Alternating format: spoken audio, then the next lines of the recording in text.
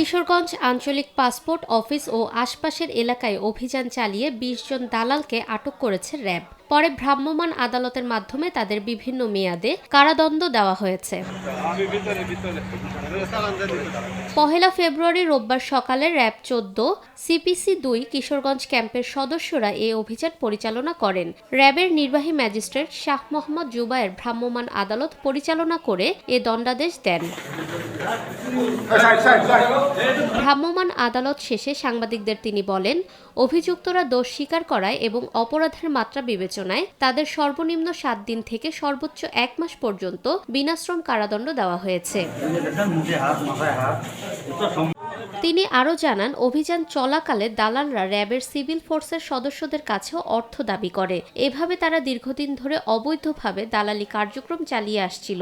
এই অভিযানের ফলে পাসপোর্ট অফিসে জনভোগান্তি অনেকাংশে কমবে বলে আশা প্রকাশ করেন তিনি।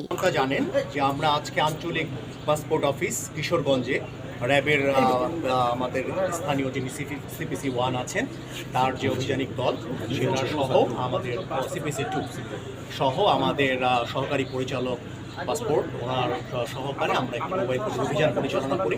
মোবাইল কোর্ট অভিযানকালে আমরা আমাদের এখানে ২০ জনকে আমরা ধৃত করি এবং তাদের দোষ স্বীকারোক্তির ভিত্তিতে তাদের অপরাধের প্রকৃতি অনুযায়ী বিভিন্ন মেয়াদের কারাদণ্ডে তাদেরকে দণ্ডিত করা হয়।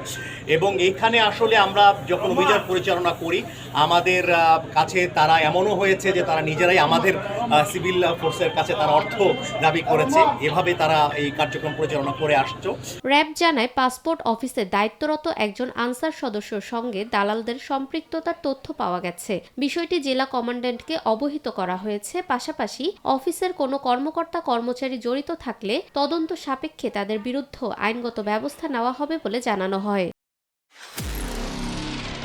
নিরপেক্ষ, সত্য প্রকাশে আপোষহীন।